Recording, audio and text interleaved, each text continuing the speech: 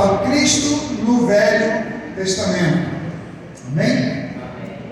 Lá em Mateus capítulo 16, certa vez o Senhor estava reunido com seus discípulos e ele perguntou: quem as pessoas estão dizendo que eu sou? Os discípulos responderam: Jesus.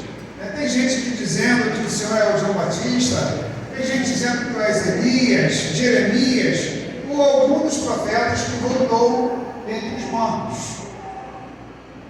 Só que nessa hora aqui, Jesus virou e perguntou: e vocês, o que vocês dizem que eu sou? Foi nesse momento que Pedro tomou a frente da conversa e falou: tu és o Cristo, o Filho do Deus vivo.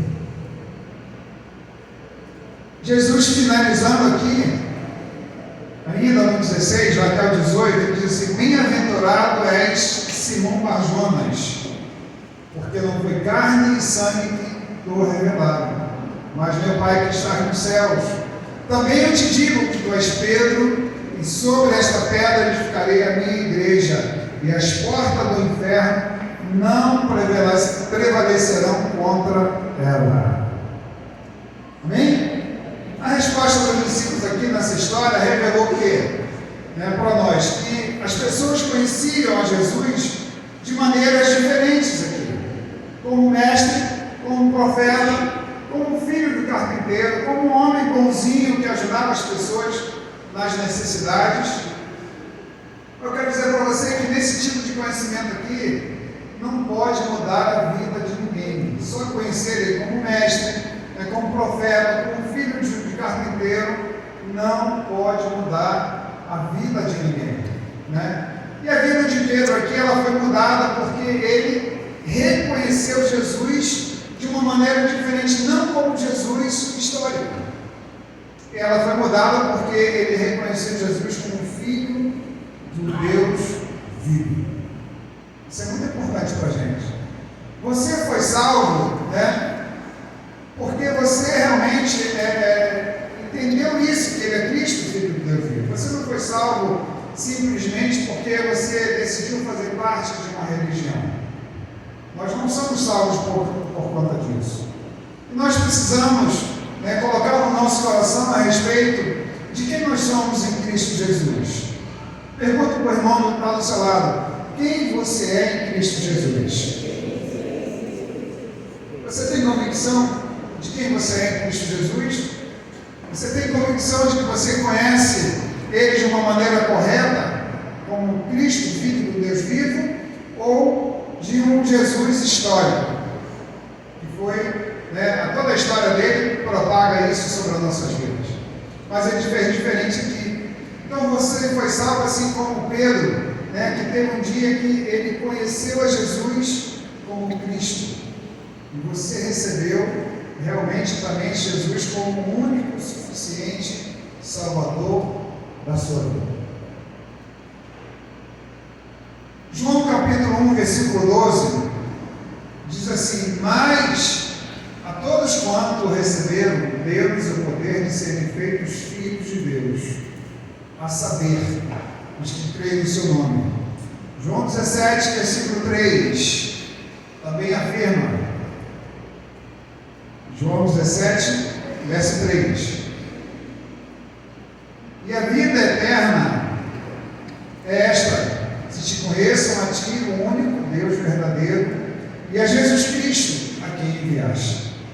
Você está percebendo aqui, conseguiu perceber alguma coisa diferente aqui? Conhecer a Cristo é reconhecer a importância que Ele tem para todos nós. Porque foi esse conhecimento aqui que mudou a nossa natureza. Quando nós conhecemos a Cristo, como verdadeiramente Ele é, como Filho do Deus vivo, nós mudamos a nossa natureza. E às vezes, hoje de manhã eu estava falando a respeito daqueles que dormem. Desperta tu que dormes, em Cristo te esclarecerá, vai te trazer luz. Levanta-te dentre os mortos. E às vezes nós não entendemos como a nossa natureza, ou por que a nossa natureza ainda não foi mudada. Porque esse conhecimento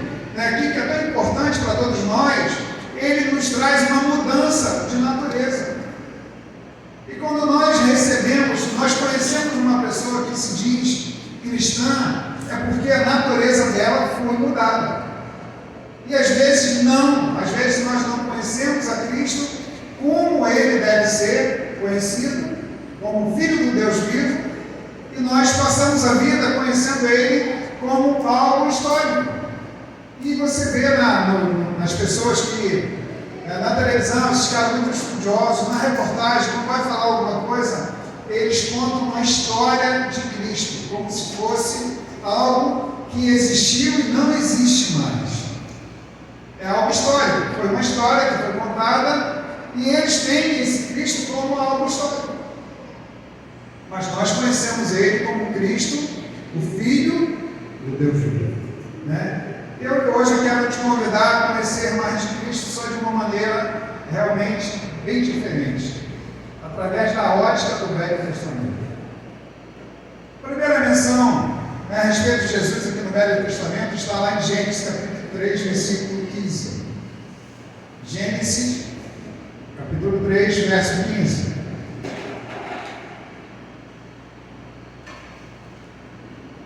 Diz assim: porém, inimizade entre ti e a mulher, entre a tua descendência e o seu descendente.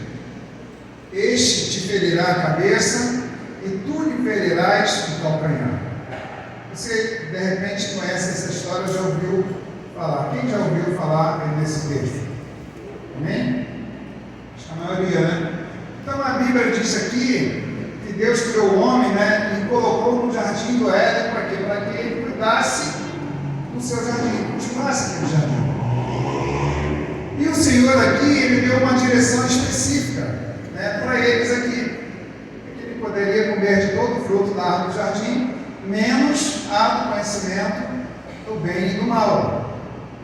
Desse você não pode comer. Então existia uma separação. Você pode comer, o limite ali você pode, e dessa daqui, que é do conhecimento do bem e do mal, você não pode comer. Então teve uma ordem colocada ali. Mas o homem desobedeceu essa direção do Senhor. E na maioria das vezes eu considero isso aqui como incredulidade. Não desobediência, incredulidade, porque ele não creu naquilo que o Senhor dissera. Mas ele, de qualquer forma, ele desobedeceu e comeu do fruto proibido. Isso trouxe consequências aqui terríveis para nós. A terra passou a produzir espinhos, ervas daninhas, abrolhos, são aquelas árvores espinhosas, e agora o homem ia ter que ter mais trabalho, ainda mais dificuldade para quê? Para continuar o seu trabalho, no qual foi designado por Deus para que ele continuasse o jardim. No verso 16 de Gênesis 3, diz que o sofrimento da grávida, da mulher, foi multiplicado. Então começou-se a ser algo terrível para nós, desde o momento que eles desobedeceram a palavra. Desobedeceram uma direção de Deus. No verso 15 aqui, ele fala que o Senhor colocou inimizade entre a serpente e a mulher. A serpente iria ferir o calcanhar do descendente, da mulher, e o descendente da mulher iria ferir a cabeça da serpente. O que tem a ver com isso? O que tem a ver com Jesus nessa história aqui? Muitas pessoas elas não conseguem perceber aqui, mas esta primeira grande promessa da Bíblia aqui, você pode crer nisso, é a primeira promessa da Bíblia, essa parte aqui. Por quê? A serpente aqui no texto, ela representa o diabo. E o descendente da mulher é Cristo. Então a Bíblia diz que o diabo iria ferir o calcanhar de Cristo. Isso aponta para quê? Aponta para o sofrimento e morte de Jesus naquela cruz. Você começa lá de trás, observando tudo aquilo que iria acontecer. E Cristo iria ferir aqui a cabeça de Satanás.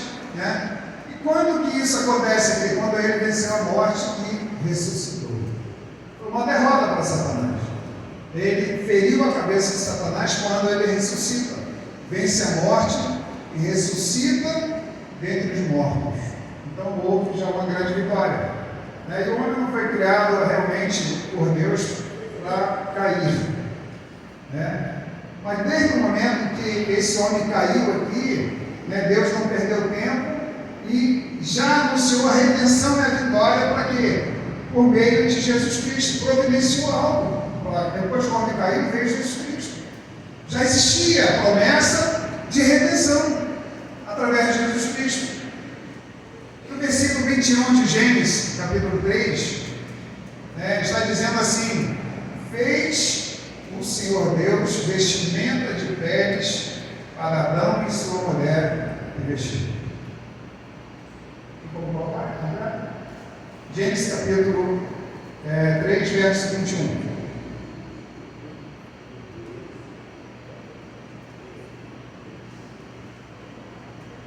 Fez o Senhor Deus vestimenta de pele para Adão e sua mulher e os vestiu. Outra consequência aqui da queda, que a Bíblia menciona, é que o homem e a mulher perceberam que estavam nus.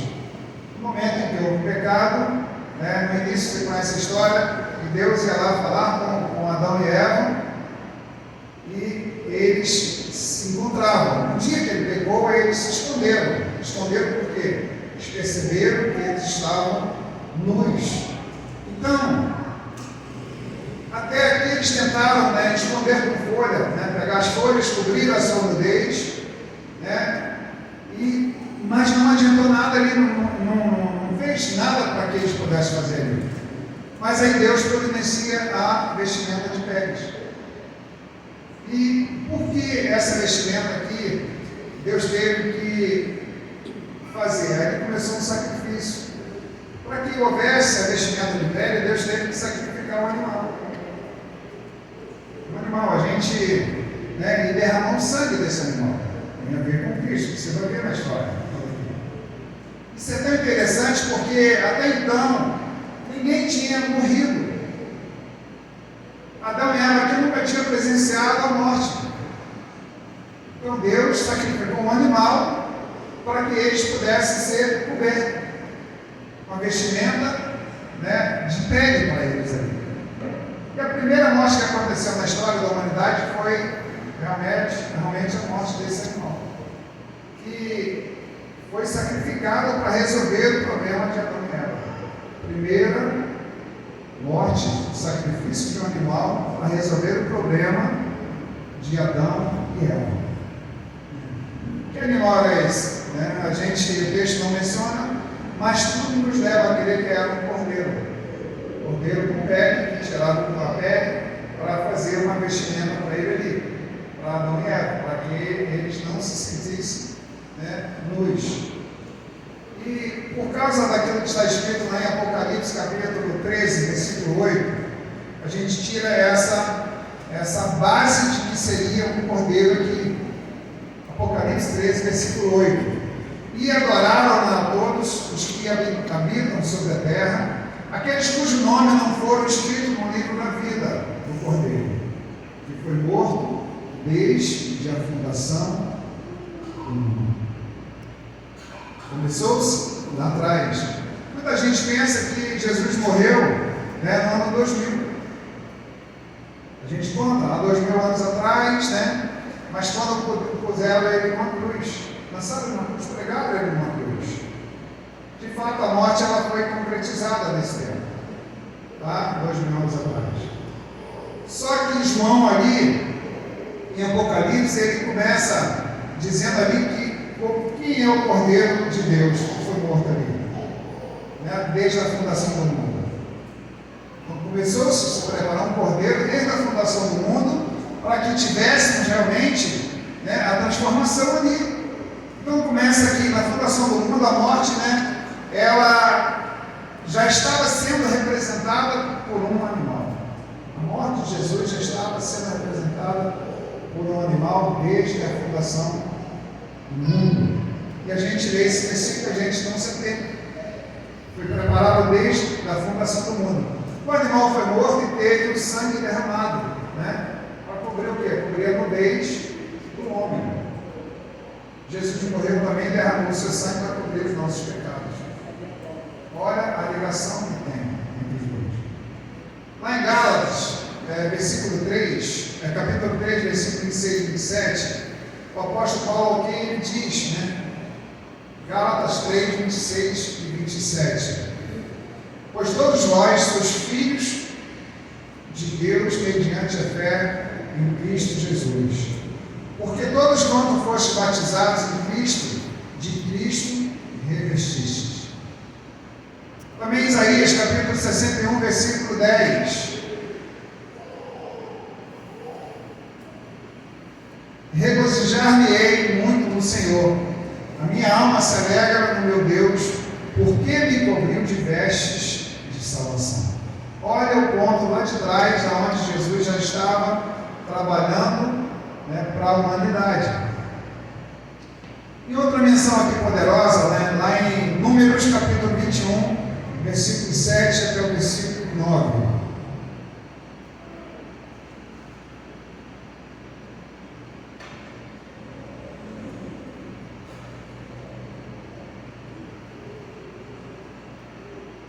Números 21, isso. Veio o povo a Moisés e disse: havemos pecado, porque temos falado contra o Senhor e contra ti. Ora ao Senhor que tire de nós as serpentes. Então Moisés orou pelo povo. Disse o Senhor a Moisés: faz uma serpente abrasadora, põe-na sobre uma haste, e será que todo mordido que a mirar, que olhar, viverá. Fez Moisés uma serpente de bronze e pôs sobre uma haste. Sendo alguém mordido por alguma serpente, se olhasse para ela de bronze, ficava sarado. Quando a história aqui aconteceu, o povo estava caminhando, em direção à terra prometida. Só que no meio do caminho aqui, a Bíblia diz que eles começaram a reclamar. Você conhece um pouco da história, Por que nos tirou lá da terra do Egito, Para quê? Para a gente morrer aqui no deserto? Houve uma reclamação imensa. Aqui não tem pão, não tem água, Nós vamos aqui, já estamos enjoados desse maná que vem todo dia. O povo reclamou muito. Isso fala muito para a gente quando nós reclamamos. Às vezes nós estamos sendo abençoados e reclamamos muito. Reclamamos demais sobre isso. E eu fico pensando, às vezes, aqui, Deus tinha acabado de livrar o povo ali, de uma escravidão de 400 anos. Ele tinha acabado de fazer o milagre ali, de abrir o mar vermelho. E o povo, às vezes, tem memória curta. Esqueceram muito rápido aquilo ali e começaram a declarar palavras negativas. E sobre todo o percurso deles, eles se enrolaram por conta de murmuração, por conta de não receber de Deus, não confiar em Deus, por conta de estar angustiado diante de tudo aquilo que acontecia com eles. Eles começaram a reclamar de tudo. E como consequência aquilo, o Senhor enviou serpentes venenosas para quê? Para picar o povo, por conta da reclamação. Você pode achar assim: Deus é muito ruim. Deus, Ele é um Deus que é do mal, não, simplesmente para preparar o povo, E o povo estava morrendo naquele momento ali, por conta das serpentes que ficavam e eles morriam. Mas Deus é tão misericordioso aqui que o povo começa a clamar, e pedindo por favor para Moisés ajudar. E confessar os pecados e falar que eles não deveriam ter falado aquilo ali, para que Deus fizesse alguma coisa em favor deles ali para salvá-los. Qual foi a direção de Deus aqui? No versículo 8, ele manda fazer uma serpente abrasadora, põe sobre uma haste, e será que todo aquele que for mordido, que olhar para aquela serpente, vai ser curado, vai viver. Onde está aqui Cristo nessa história toda? Mas João, lá no capítulo 3, versículo 14 e 15, João 3, 14 e 15, de modo que Moisés levantou a serpente no deserto, assim importa que o Filho do Homem seja levantado, para que todo aquele que nele crer tenha a vida eterna. Você vai fazer uma junção de tudo aquilo que aconteceu, e a gente só conhece a história depois do nascimento de Cristo, mas ele foi programado né, desde a fundação do século. Desde o início ele já estava providenciando a salvação para nós.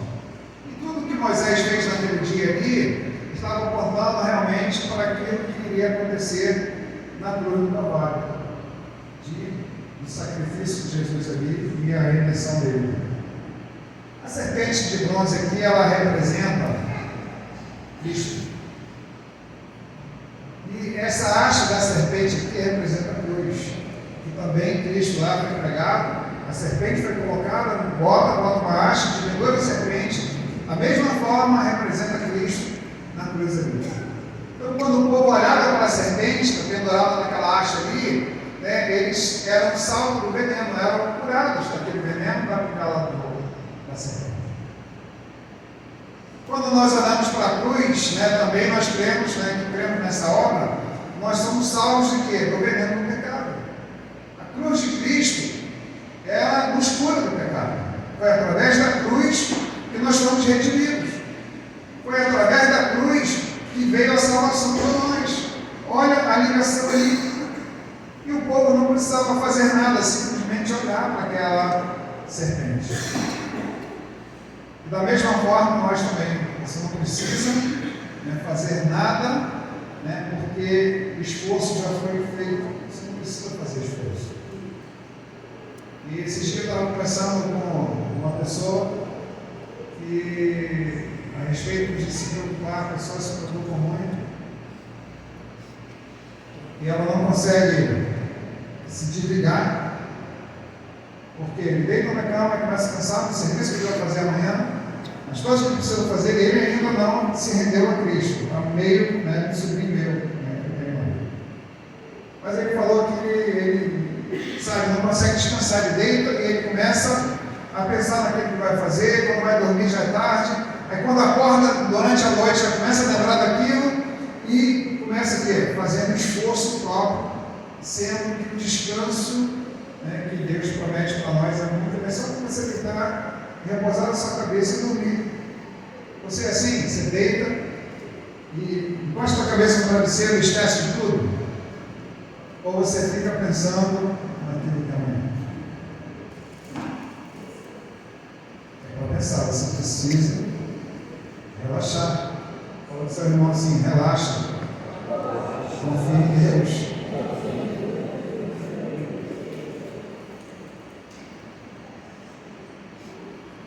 Nós não precisamos fazer nada além daquilo que já foi feito em Deus.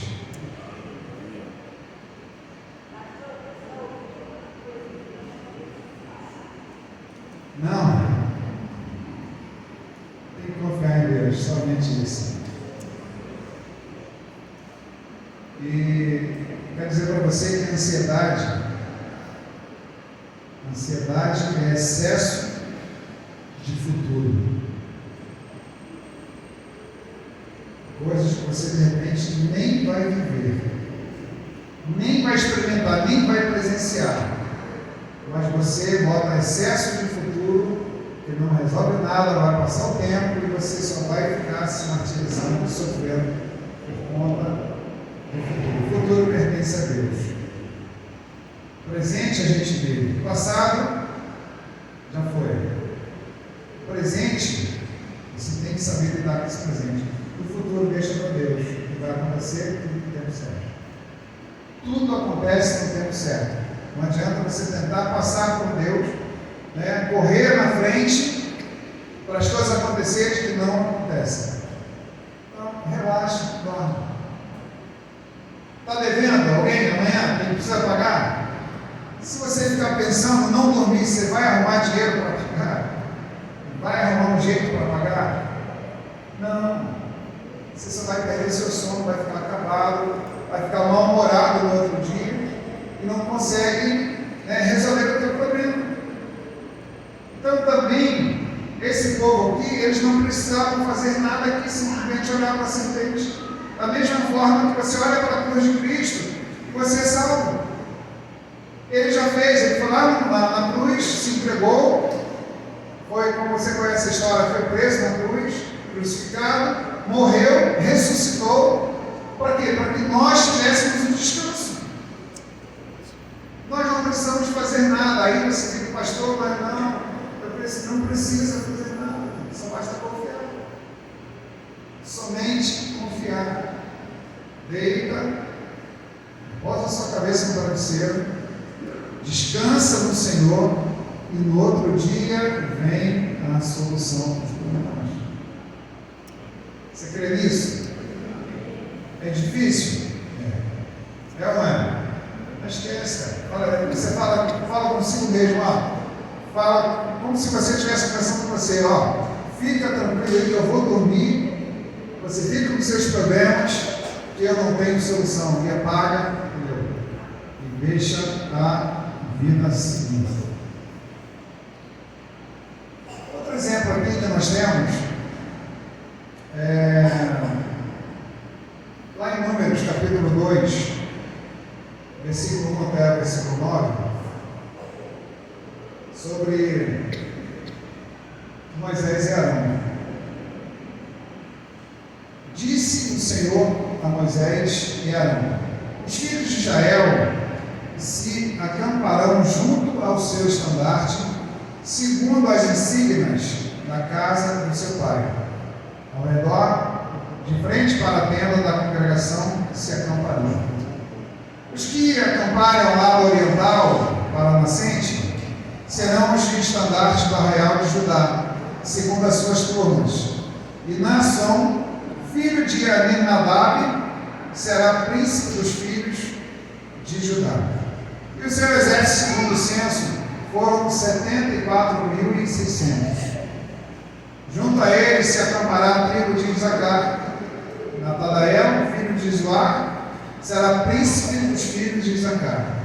E o seu exército, segundo o censo, foram 54.400. Depois a tribo de Zebulon e Eliabe, filho de Elon, será príncipe dos filhos de Zebulon. E o seu exército, segundo o censo, foram 57.400. Todos que foram contados no arraial de Judá foram 186.400, segundo as suas turmas, e estes marcharão primeiro. No livro de Números aqui, nós encontramos a direção de Deus para o seu povo. Deus sempre deu a direção do povo. Nunca o povo saiu sem rumo, sem uma bússola, sem nada para seguir. O povo tinha acabado de atravessar o Mar Vermelho aqui. E agora o Senhor está preparando o caminho, né? Esse povo aqui, para eles serem uma nação. Para lutar com um exército aqui forte e poderoso. E tomar posse da terra prometida. Tanto é que o livro aqui já começa com um censo, dizendo as tribos, a quantidade que eles iam fazer, quantos iam sair, quantos estavam juntos nos grupos, levantando a quantidade de pessoas realmente que estavam qualificadas para quê? Para irem à guerra. Isso Deus sempre preparou para que todos vencessem. E aqui no capítulo 2, Deus vem aqui e mostra eles qual deveria ser a formação dessa guerra deles. Ele fala que todas as tribos aqui deveriam ficar realmente ao redor da tenda da congregação. Ou seja, na presença de Deus, a presença dele deveria estar no centro de tudo. Aonde você vai lutar, a presença de Deus tem que estar.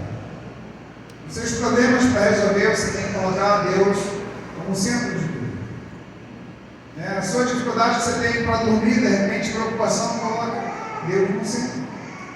Para que você possa ser sustentado também ali.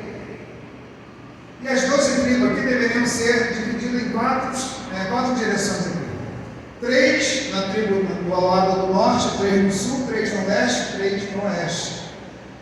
E a tribo de Judá, que era a maior, mais número de soldados, deveria marchar primeiro aí na frente para guerrear. Como é que Jesus é conhecido em Apocalipse? O leão da tribo de Judá. Quem tem o leão da tribo de Judá vence. Ele sempre vai na frente da batalha. Irmão, agora tem uns corinhos aí, né?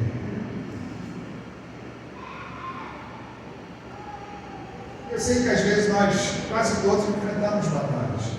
Sempre na nossa vida vamos enfrentar batalhas. Que sejam maiores, sejam menores, mas sempre nós temos batalhas, né, para vencermos cada dia. Mas acredite, né, o Senhor é o leão da tribo de Judá. Ele está sempre na frente, lutando por você. Nós esquecemos disso. Nós queremos lutar, como disse, queremos lutar com a nossa própria força, as nossas próprias armas. E as nossas armas não são o suficiente para vencermos às vezes. Tem coisas que você vence com as suas próprias armas, através da oração, tudo ali. Mas quando você começa a lutar, né, de corpo a corpo, né, você não consegue entender isso, você não consegue vencer. Se você não colocar Deus na frente, se você não trazer para você, né, a sua fragilidade, depender de Deus, colocar Ele como primeiro na sua vida, como aquele que é todo poderoso para resolver, aquele que pode solucionar o seu problema. Então, essa batalha que você está enfrentando, às vezes, ela não é sua, ela é de Deus. Quem te formou? Quem te criou? Quem te criou foi Deus. Quem te colocou no mundo não foi para você lutar. Ele tem base para te proteger. Se Ele nos colocou no mundo, então Ele tem poder para também nos conduzir e nos livrar, nos proteger. Quem nos fez foi Ele, então Ele não vai desamparar de jeito nenhum, não vai nos deixar perdidos nesse mundo. Se você pudesse ver, se naquela época tivesse drones, né, que passasse lá em cima dessa divisão aqui, das tribos, você ia ver uma cruz. Um ponto, outro ponto, outro ponto, outro ponto, era a guerra. Então o povo de Deus aqui era organizado com uma cruz, com Deus no centro. Faz diferença ou não faz? Faz diferença vencer a batalha. Né? Cada pessoa sabendo o seu papel, né? Marchando em direção do propósito. Às vezes nós andamos, né, dentro da própria igreja, às vezes nós andamos sem direção, nós não sabemos, nós somos um grupo, somos um exército, mas às vezes não recebemos direção, ou então não adaptamos as direções que são colocadas para a gente lutar. Então cada um faz uma coisa para o outro, faz para cá. Então há um desencontro sobre as lutas, sobre as batalhas. Mas essas pessoas aqui sabiam o papel delas, acharam a direção certa aqui, né? E sabia que Deus estava protegendo e conduzindo elas aqui. Se você souber detalhar todo o direcionamento que Deus tem para a sua vida através da revelação, você vai andar por caminhos certos. Você vai vencer uma batalha, com mais facilidade, você vai lutar sem se cansar e vai viver algo tremendo diante do Senhor. Então você colocar Ele como prioridade nos seus momentos felizes, também nos seus momentos de luta. Isso é muito importante. E o último exemplo aqui é o próprio livro de Isaías. O livro de Isaías aqui é como se fosse uma Bíblia miniatura. Até na divisão dos capítulos aqui, né? A Bíblia tem 66 livros, Isaías tem 66 capítulos. Os primeiros 39 capítulos de Isaías falam do pecado e a condenação do povo. E é como se fosse o Velho Testamento aqui, que também tem exatamente 39 livros. E os outros 27 capítulos aqui falam sobre o consolo e a restauração. É como se fosse o Novo Testamento, que também tem 27 capítulos. Então vai dando uma sequência aqui. Se os primeiros 39 capítulos aqui de Isaías apontam para o Velho Testamento, o capítulo 40, teoricamente, ele aponta para o livro da Bíblia. Qual livro? Depois do 40. Vai ser Mateus, que já entra no Novo Testamento. Olha só como que é essa coincidência. Então, no versículo 3, aqui de Isaías 40, está escrito aqui: a voz do que clama no deserto, Preparai o caminho do Senhor, endireitai no ermo, vereda a nosso Deus. Isaías capítulo 40, versículo 3. Olha o que está escrito aqui também em Mateus capítulo 3. Naqueles dias, apareceu João Batista pregando no deserto da Judéia e dizia: arrependei-vos, porque está próximo o reino dos céus. O versículo 4. 1, 2, 3, 4. Porque este é o referido por intermédio do profeta Isaías. Vós do que clamam do deserto, preparai o caminho do Senhor, endireitai as suas veredas. Exatamente a mesma coisa. Lá em Isaías e Mateus diz as mesmas coisas. Isaías, Velho Testamento, Mateus, Novo Testamento. Diz simplesmente uma sequência daquilo que estava prometido aqui. Então, tanto em Mateus quanto em Isaías estão falando, sobre uma preparação aqui para o caminho da volta de Cristo. Preparai o caminho do Senhor. Endireitai as suas veredas. Sentai. Hoje nós estamos bem próximos de isso se concretizar na vida da igreja. Preparai o caminho, endireitai as veredas. Nós cantamos sempre, que nós precisamos, as nossas lamparinas estão acesas, as nossas vestes são brancas, para encontrar com o noivo. Mas às vezes só é por cantar. Se não sai do coração, não tem um preparo para isso. Não tem uma condição que vai nos fazer com que isso seja verdade na nossa vida. A gente está vivendo aleatoriamente.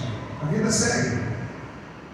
Mas, se você preparar o caminho do Senhor, você precisa endireitar as coisas para que Ele venha. Mas vai chegar um dia em que Ele virá. Poderoso, Ele vai chegar e vai cumprir a palavra dele, aquilo que está na promessa do Senhor, Ele vai voltar.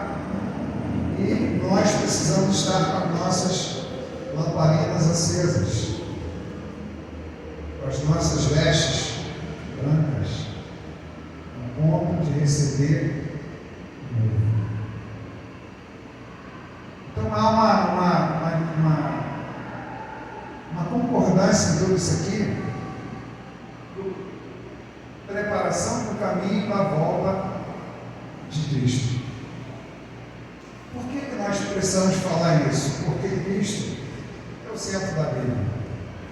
Cristo é o centro do Velho Testamento e do Novo Testamento. De Gênesis até Apocalipse, tudo aponta para Ele. Romanos capítulo 11, versículo 36. Porque dele e por meio dele, para ele são todas as coisas. Cristo é o centro do universo. Mas Ele também precisa ser o centro das nossas vidas. Eu, às vezes, fico pensando assim, em falar para pessoas que já são crentes. Cristo precisa ser o centro das nossas vidas. Por que, querido? Porque às vezes nós andamos muito distraídos. Nosso dia a dia tem muita distração, o inimigo começa a tentar nos distrair, nos tirar do foco, mostrar outro caminho, mostrar outra saída. Então ele precisa ser o centro da nossa vida. Tudo você precisa colocar Cristo, para que você possa viver uma vida digna disso.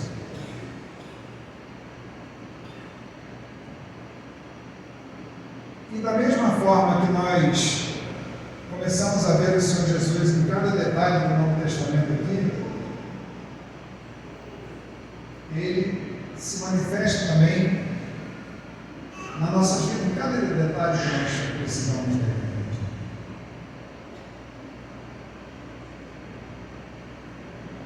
Quando nós deixamos Ele cuidar de nós, Ele cuida de todos os detalhes. Quando você o tem como aquele que, quando você recebeu Cristo e você colocou Ele para governar toda a sua vida, então toda a sua história será guiada por Ele. Tem histórias bonitas, né? Tem pessoas que têm histórias de vida bonitas, mas a gente fica olhando assim, como que as peças, né, foram se encaixando uma na outra certinho, e toda a história, e tem pessoas que acham que nem precisam de Jesus, porque a história dela foi muito bem contada. Tudo se casou, né, acertou certinho no tempo certo, tudo foi em concordância, mas tem outras pessoas que não. Tem outras pessoas que a vida é muito atribulada.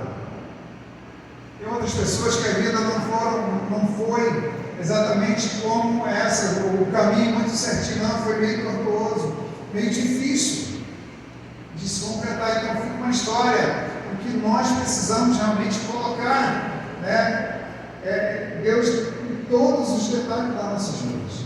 Se você teve ou tem uma vida, né, saudável, uma história bonita para contar, você agradeça a Deus. Se você não tem, se una a Ele, para que você possa cada dia, né, ter mais convicção de que Ele está cuidando da sua vida, de que Ele cuida mesmo.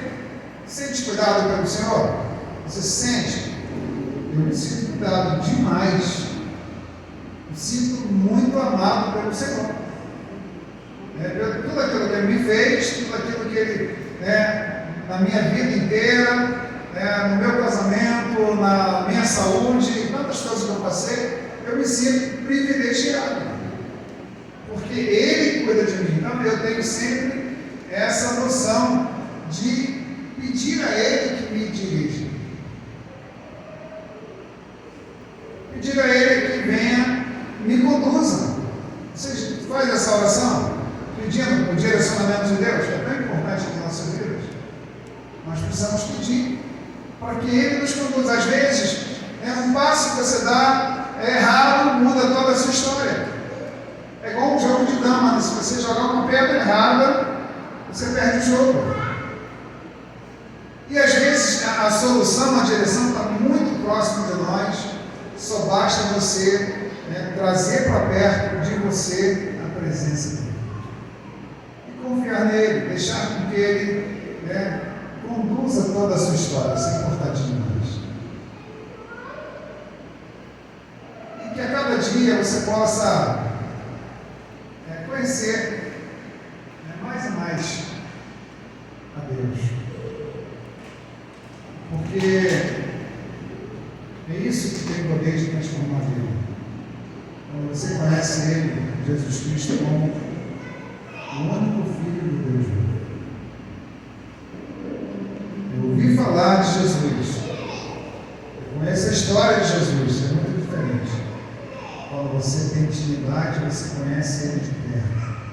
Ele um dia Ele foi lá e mexeu, né, na sua vida e consertou a sua vida, a sua história. Quantas pessoas têm história mudada por conta de entregar totalmente a vida para Ele? Isso é para a gente entender. Então, desde a fundação do mundo, Jesus já existia com a função de nos redimir, de nos livrar, de nos salvar, de nos proteger. Basta, que nós venhamos a cada dia entender isso e buscá-lo sempre. E para que a gente tenha a vida transformada, não foi por um acaso que Ele derramou o sangue dele naquela cruz. Foi para que nós tivéssemos vida e vida em abundância. Para entender esse ponto. Gostaria que você ficasse de pé um instante.